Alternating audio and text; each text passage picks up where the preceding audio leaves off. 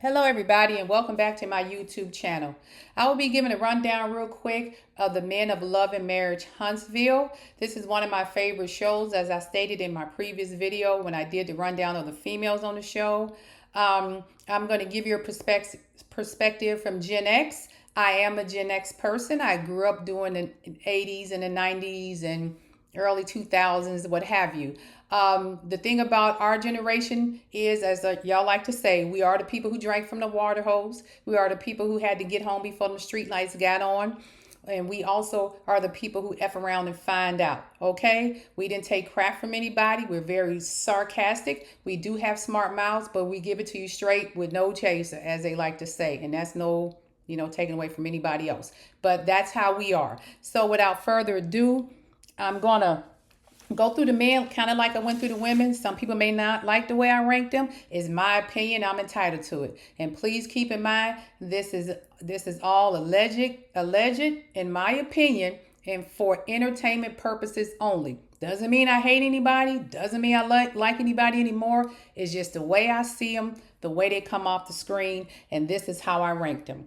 First up, we're going to go with Ken, Marquez, and Moses. Okay. First, I'm going to talk about Marquez.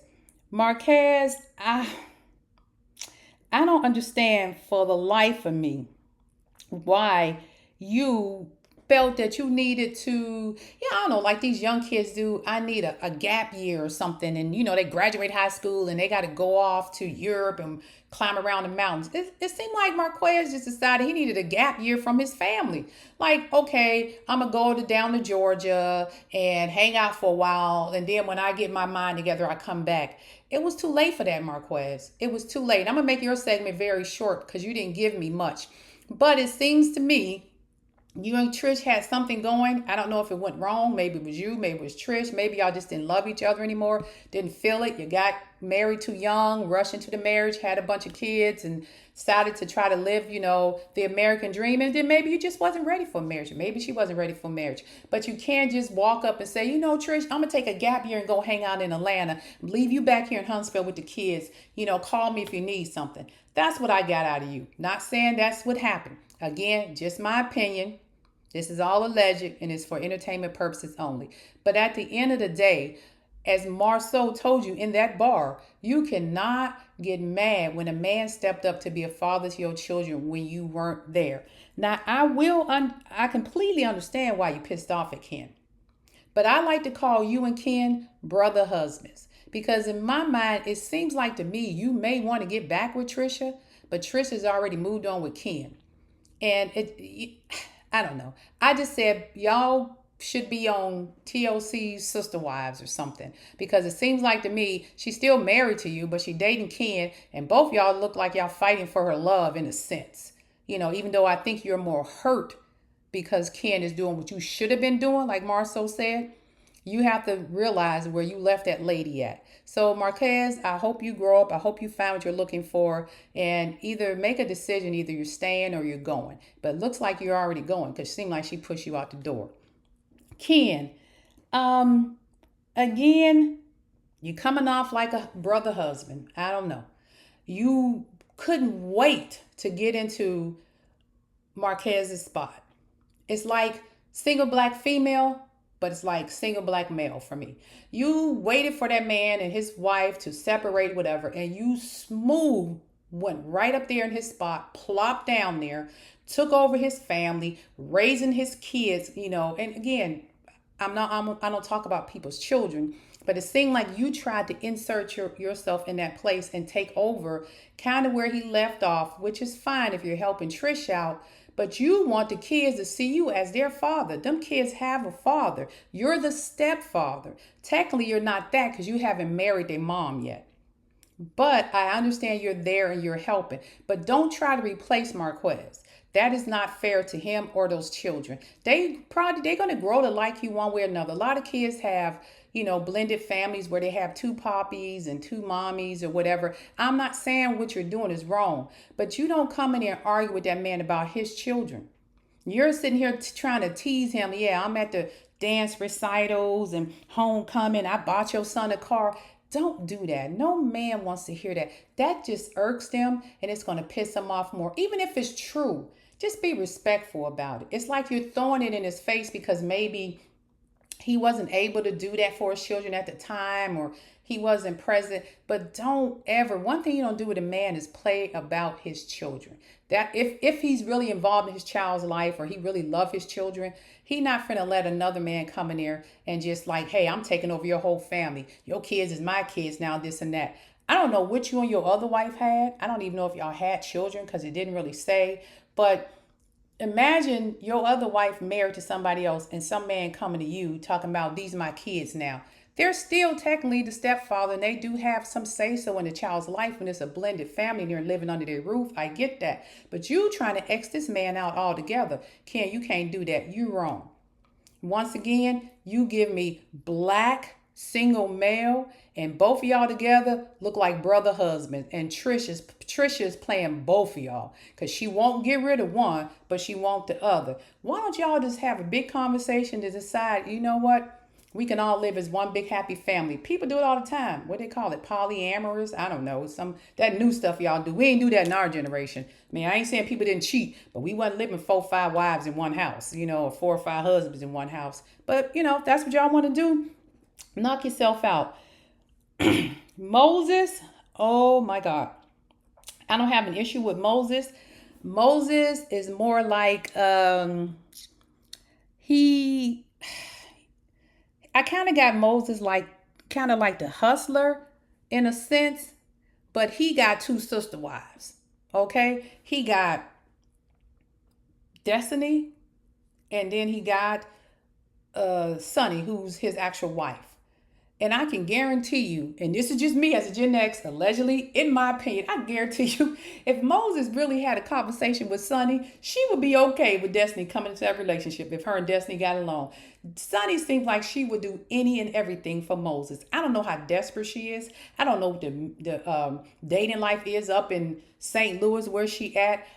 It's just baffles me that y'all let this man hustle both of y'all. And word on the street, again, I try to keep up as much as possible, is he's in jail now. So both of y'all knew he had some type of criminal history. And it seemed like he picked Sunny over Destiny because Sunny was more advantageous to him because she was executive producer at some point. She had a little bit clout in the industry and she was able to bring him on that show. What I didn't understand, if both of y'all knew Moses was on probation and if nobody else, Moses should know he was on probation. You didn't get permission to travel. Everybody knows if you on probation and you leaving your state, you have to have permission to travel. So now your storyline is looking more and more fake because you're down there looking for houses, thinking about moving to Huntsville. How? When you weren't even allowed to visit Huntsville, which explained a lot on Destiny's side when you never came on the show when y'all were dating, but you would be on her phone or a picture would pop up, FaceTime, whatever. So that made perfect sense. You wasn't allowed to leave St. Louis. So I get it now. I understand why Destiny was always flying up there to get to you. So it made perfect sense. But you kind of give me like you are having like a sister wife type relationship with Destiny and Sunny, which is your wife, and I'm not knocking Sunny. At the end of the day, she got the ring. I guess she feels that she's a winner. I don't know. Destiny, you should be thanking God you got out of that. But it seems like to me you really did love Moses and it broke your heart. And I believe Moses played both of y'all. And Moses took what was best in his better interest because he, in my opinion, he used Sunny for a little clout to get on the show, get his little name recognition out there. Some people do anything to be famous, but I'm not going to risk my freedom to be famous. And Moses, you risk your freedom to be famous. It just doesn't make sense. And then on top of that, you and Sunny y'all been married for, I guess, a little while now. Build your fan base. Try to get people to kind of see your perspective. I'm not saying what you did wrong. She is your wife and y'all are happily married per se. So you don't really have to explain that to anybody, but you kind of came into, you guys kind of came on the show with somewhat of an attitude. And I'm going to leave you with this. And the reason I said that you guys are kind of a sister wife type vibe, because at the end of the day, I remember you sitting there with was it Martell, and y'all were joking. I don't know if it was when y'all was just out with the boys, but you made a statement about you would still date. It was something about choosing between Sonny and Destiny, and you basically kind of said you would take both of them. Sonny would be your wife, but you still, kind of would date Destiny or something to that effect. I can't remember off the top of my head, but I remember you making a statement like that, which gives me that if those two women were willing, they would be sister wives, and you would be okay with it. Y'all keep your eye on Moses, because Moses is something else. Um, the next group of people, and I kind of rushed through those two because they don't have much time on the show, so their storylines wasn't, I won't say that relevant, but it is what it is with them. But we're gonna get into these next three, and that's the triple M's: Martell, Maurice, and Marceau, who I like to call the bald-headed bandits. I tell you what, I don't know what goes on in Huntsville, Alabama, but apparently these three men can, is it a male shortage or something down there? Because the way they act, from what the streets be saying in Huntsville and what they're alluding to on the show, is the pickings that slim? I'm kind of confused, because they apparently done been in them streets living their best lives at some point or another. I'm gonna say Martell for last, and it's obvious why. First one, I'm gonna go with Maurice. Maurice doesn't give me much. I don't hate Maurice. Don't love Maurice. He's okay. Don't have any issues with him per se. Don't particularly like the way he treated his wife during her whole medical issue. Because if you really love that woman, you being satisfied per se, you could have put that off just a little while to ensure that her health was okay. Because at the end of the day, it's in sickness and in health, period. That lady was going through the fight of her life, and all you cared about was taking care of your, what you needed, your little needs. Go in the bathroom, get you some baby oil from P. Diddy or somebody, and do what you got to do until she gets healthy. That was very, very, in my opinion, very disrespectful to your wife. And I know you're like, oh, I got needs, and I think Kimmy, she's such a pick me and male identified, that she just did it because she's, oh my God, I don't want him to go out here and find somebody else to do it for him, because she know how she got him. Let's just keep it real. One thing about them side chicks, they know how they got that man, so they know how it goes. So they ain't finna lose him to somebody the same way they got him. They not finna lose him to somebody else that way. So she went on and did it, even though she admittedly on the show didn't want to. That's what she said. She didn't want to do it. But she felt the need to, because she felt, I have to please this guy. And I have to do what I need to do to make sure I keep him. I'm not saying he doesn't love his wife. I'm just saying at that moment in time, it just looked, the optics looked so bad. You got to do better than that, Maurice. That's just ridiculous. And Kimmy, you should have stood your ground.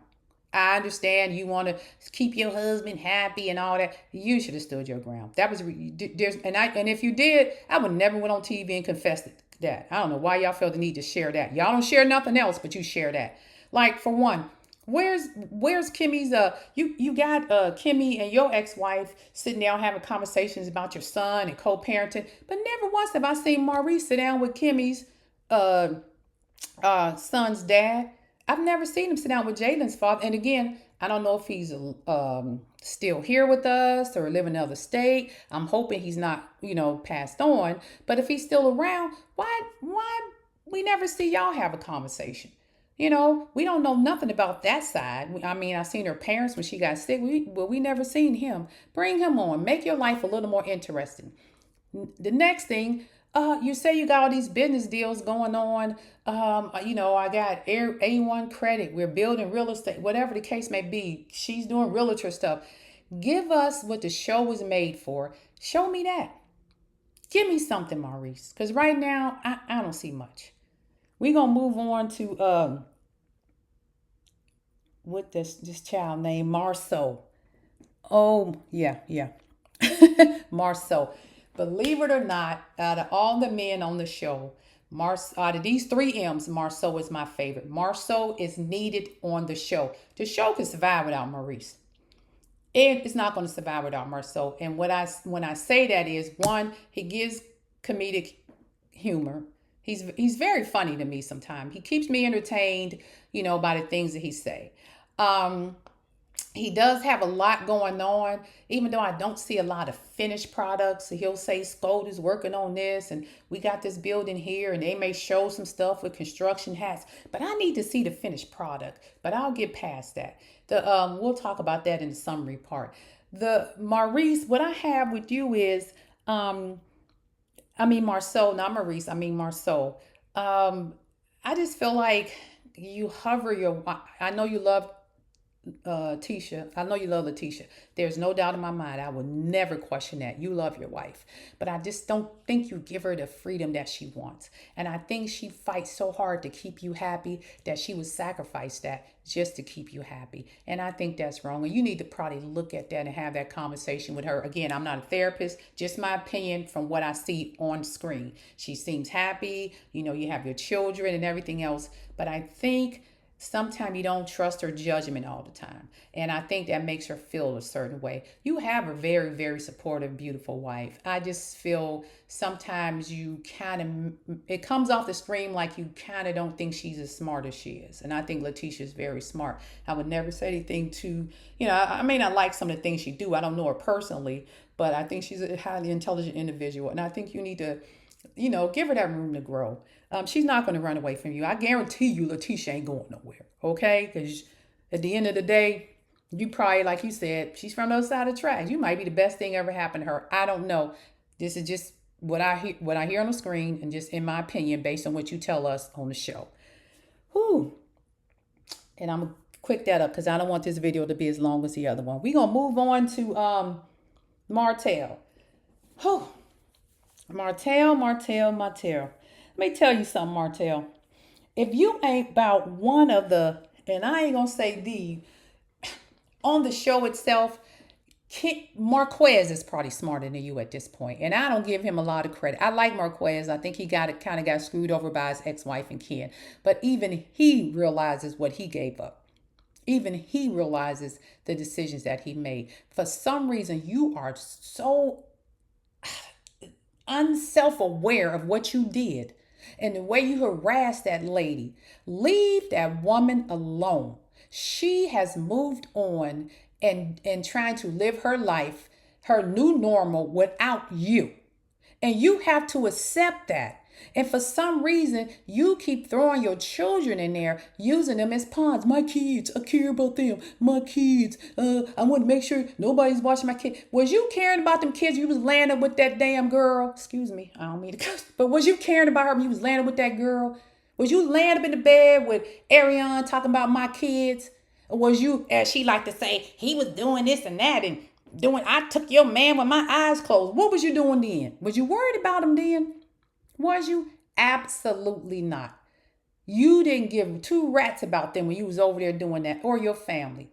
You could care less. So stop it. That girl has moved on. You got to know when to let go. You made a choice. You made a decision. May not have been the right decision, may not even been the right choice, but now you got to live with it. And the problem I see with you is you was one of those maybe guys who grew up on the opposite side of the tracks, went off to school or met a nice girl who came from the different side of the tracks. She tried to clean you up and make you present you to the world. She put you up front. Everybody thought you was running the show. You was a smart guy, the businessman. Come to find out, she was actually pulling the strings behind the scene, but giving you credit because she cared about you that much. And your response to her was to go lay up with a dingbat. And I'm going to call it like I said, a ding. That girl, 35 years old, still on YouTube. I ain't show y'all. Wait and see. God gonna do. Girl, stop. God don't bless mess, Ariane. God don't bless mess. And one thing I learned in this life, you will never find happiness making other people miserable. Stop it. You have made that lady's life at some point a living hell, and she recovered. And now y'all jealous. And everything you do, you try to mimic after her because he over there trying to make another male out of you. Martell, it ain't going to happen. Ariana she ain't got enough bandwidth or brain to be a Melody. Coming out here with her Alibaba clothes and I'm a cook, she done stuck everything, she done threw everything at the wall and ain't nothing stick, just like you. Cause you two, both of y'all too, okay, I'm being too honest now. I'm getting that Gen X fever back. I better bring it back down a notch. So I'm gonna bring it back down a notch.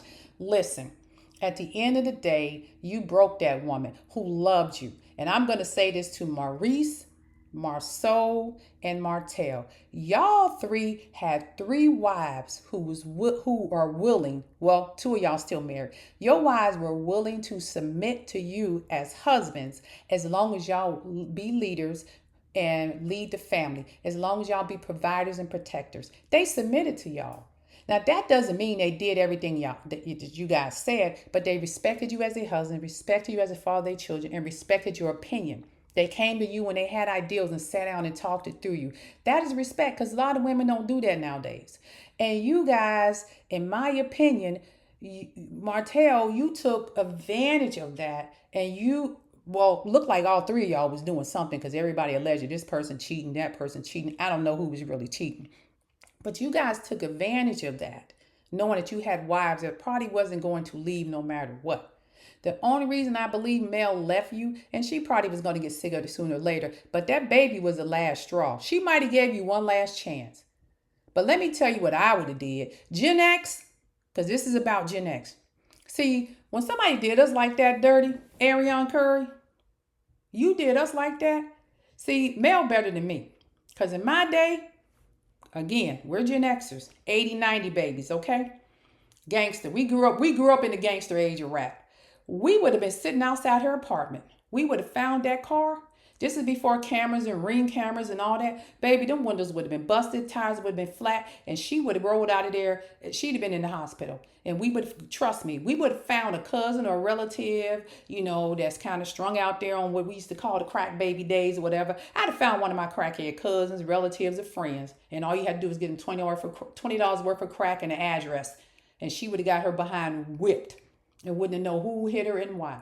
There's no way she'd have walked away back in Gen X days doing what she doing, bragging about, I did this and that to your husband, calling somebody's house, let me speak to your husband. She would have got her behind whipped, drugged down the street. That's how Gen X work. I understand Mel's a different breed. It's a beautiful lady. She she come from a good background. She's Christian, believes in the Lord. She let God handle it. See, back in the day, we ain't had time for God to handle it. We went on did it. Like they say, don't try me, try Jesus. We believed in that back then. I can guarantee you, I done sat in the bush or two with some friends, waiting on somebody to come outside or following somebody. She would have got her butt mollywop. And one thing I'm gonna say to her, and I'm gonna get off that subject because it's really about you, Martell. Girl, you 35 with two kids, grow up, let it go.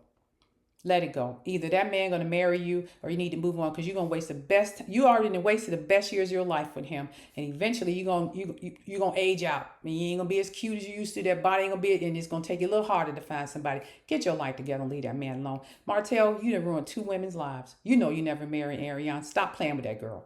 Do what you got to do. That lady walked away from you, said, I don't want child support. I don't want nothing from you. You should have took that as a plus, got your life together, and apologized to her. And that's the one thing that I would hold over your head. You never, ever apologize to your wife for what you did publicly.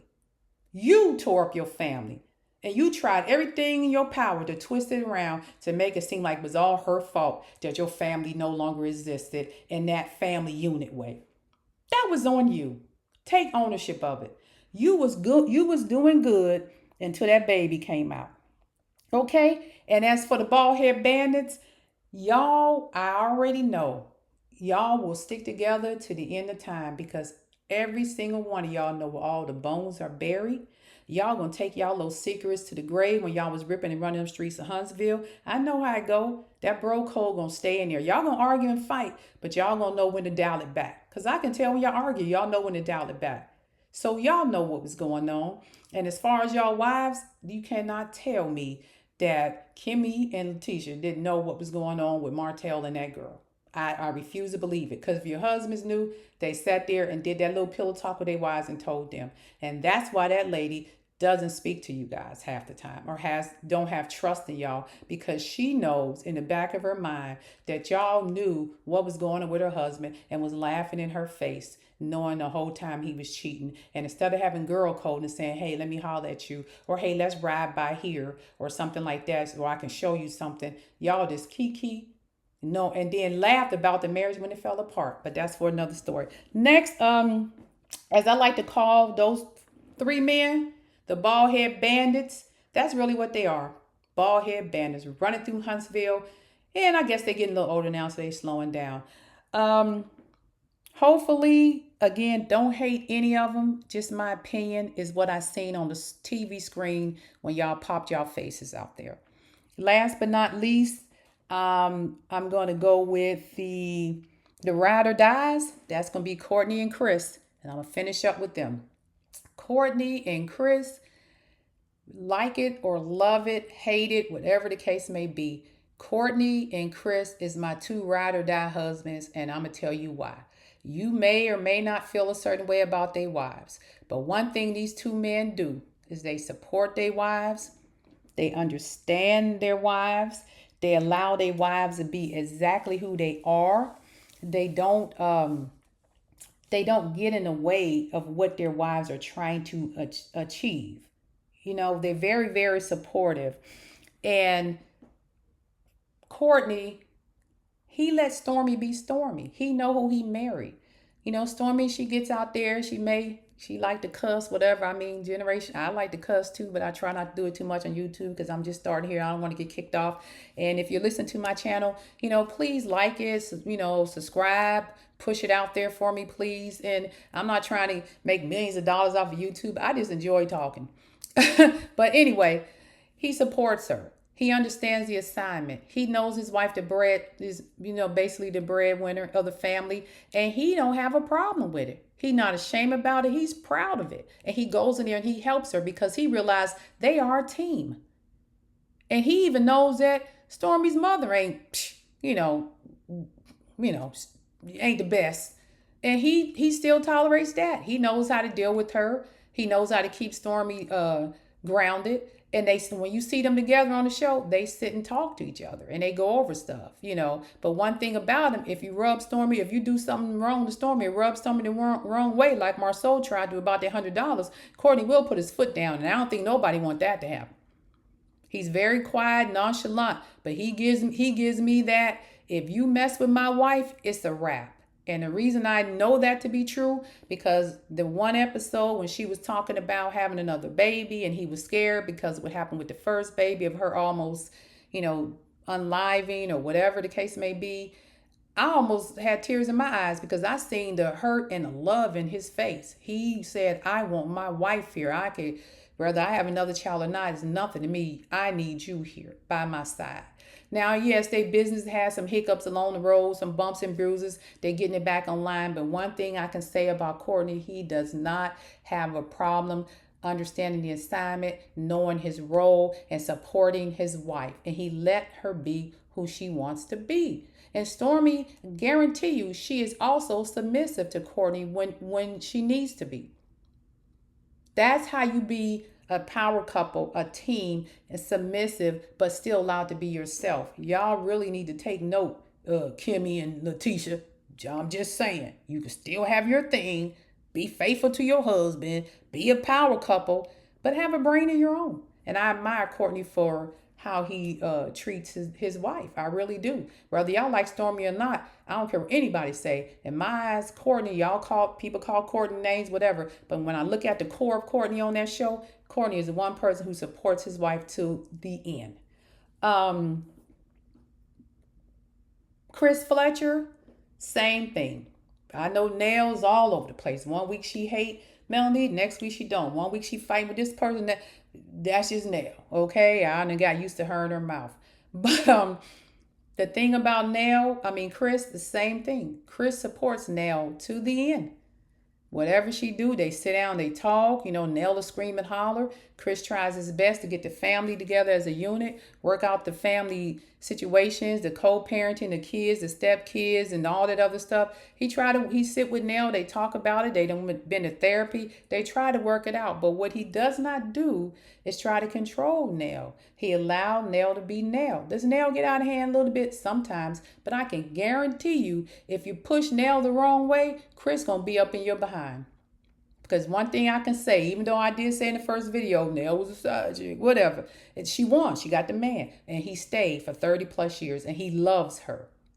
He loves her. I can tell he loves Nell to death. When I see them together, on Instagram, whatever, smiling, dancing, they really look happy. And that's what it's about. It doesn't have to be a matter of controlling your wife, because you got to do everything I say. Just let her be herself. We have free will in this country. Your wife will love and submit to you if you just allow her to be the person that you met, to be the person that God brought her in this world to be, and not try to control her every movement, but just let her be herself. And that's what Chris does with Nell. And I really, truly enjoy that. And that's why I say those two are the top men that I see on the show, husbands, boyfriends, fiancés, whatever's going on. They are the top, not because they well liked or, they wives is this and that. It's because the way they treat their spouses. They may not have the best spouses, but the way they treat their spouses is a lot better than I've seen the other men treat their spouses. They are not controlling. They allow them to be who they are. And their spouses, at the end of the day, are two of the probably top, one of the top entrepreneurs on the show. Those three ladies right there, Stormy and and Nell and Melody are the top three entrepreneurs on the show. I mean, let's keep it real. The only difference is Melody, she found a diamond in the rough and should have probably left him there. She tried to clean him up, shine him up, and give him something. But I think Martell is, he's just used to dealing with women on a different side of the track. I think, and getting back to Martell, I think in Martell's sense, he found that princess and that fantasized life he wanted with the house and the kids and a beautiful wife, but he couldn't get past that other side of life he used to, messing with hood rats and bird heads because they easy prey. Okay, so Martell is more what we call a buffet dude, because a real man, he just want his entree. He happy. A buffet dude, he keeps going back for more, and that's Martell. Because it ain't just Ariana. He, allegedly Cherie, some other chick in Atlanta he's seen. So he's been around the block a little bit. He can't stick to one woman. And let me tell you something, women. If you find a man that we like to refer to as the buffet man, he got to keep going back to try something new. You go to a buffet, you sit down, you eat this. Oh, I'm going to go try this. Leave that man alone. Find that man who just want one entree. He want his main course. That's who you date, the one who wants the main course. Martell is a buffet man. A buffet man is not marriage material, because as soon as he sees something that looks a little better, he going to go taste that. Ariana is just, she's just a safety net for him, because if all else fell out in the streets, he knows she the ladies laying back, waiting on him to come knock on her door. I hope to God she grow out of that one day. For her children's sake, I hope she grow up and stop doing that, waiting on this fool, because he's not going to ever make her Mrs. Hope. And trust me, if he married her, she will lose her mind, because that's all she ever wanted. She ain't getting much, but that's what she thinks. So with that being said, I know I jumped back to Martell when I was talking about Chris. The two gentlemen that I did rank at the top were Chris and Courtney, Stormy's husband, only because I feel that they have treated their wives probably better than most of the men on the show. Okay, and I'm going to end this segment with, I'm probably going to do one last video of them for now. And then on my show, I'm going to do, a little bit of political stuff, current events and everything. I don't want it to be all about love and marriage, Huntsville, because some of these people out here are very toxic about doing coverage of them and what you're saying and cutting and pasting and twisting your words and all that. I ain't into fighting nobody over anything that is alleged and in my opinion. And this is for entertainment purposes only. I don't know these people. I've been to Huntsville before years ago. I don't know anybody there. I don't have a dog in this fight. So please don't be sending me any emails or anything like that and comments about what about. I don't care at that point. I'm just, enjoying. I'm just doing this for fun. This is just for fun, something for me to do. I do get a little bored. I notice a lot of people do YouTube. I say I should try YouTube. If it goes somewhere, it does. If it doesn't, if it doesn't, I'm fine with that too. My life would not change. I would still have the same life I have now. Trust and believe me. With that being said, I'm going to end this video on a political note. Please remember to vote, people. And I mean, vote like your life depend on it. Okay? I know, I am a Gen Xer, the water hose crew, whatever, but I'm also been around long enough to see how this world, has changed from the time that I've used to, from the time that I was old enough to vote. And there's a lot of things going on now. And I'm not telling you who to vote for, do you, boo. Vote for whoever you want to vote for. But at the end of the day, vote. And especially in our community. And I say that because too many people have given up their life for you to have the right to do this. And you should not take that for granted and not show up and vote, because that's a disrespect to everybody who fought for our rights to vote, who are no longer here. And I don't mean no longer here from dying of old age. I mean no longer here from being hung by trees, buried in the middle of lakes and rivers, chewed up by dogs, assassinated, houses blown up, churches blown up. You have to look at everything that our community has suffered just for us to vote. We didn't get the right to vote till like the 60s. Let's just be real about it. So whether you vote Republican, Democrat, Independent, blue, green, whatever, just get up and vote for somebody. Okay? Do not allow that opportunity that people have died for. We're standing on the shoulders of our ancestors. And my ancestors are from Mississippi, outside of Africa or whatever. But my family generated from Mississippi, in the plantations, in the cotton fields, sharecroppers. So I would never not vote, because I know what they went through. I've heard the stories. So that's just just a little fact that I would like people to know. Don't, we get caught up in all this stuff, and this is for entertainment. It's fun. We laugh about it. I hope nobody takes it personally. Again, it's for entertainment purposes only. It's just my opinion. But I do mean seriously, if you don't want the clocks to be turned back, you better get off your behind and vote. And with that, I'm going to go ahead and sign off. You guys have a wonderful rest of your day. My next video is probably going to be a little different. I'm actually going to talk a little bit more about rap music, and you will see how Gen X affected the rap industry today. It's my breakdown. I hope y'all love it. You guys have a nice evening. Bye.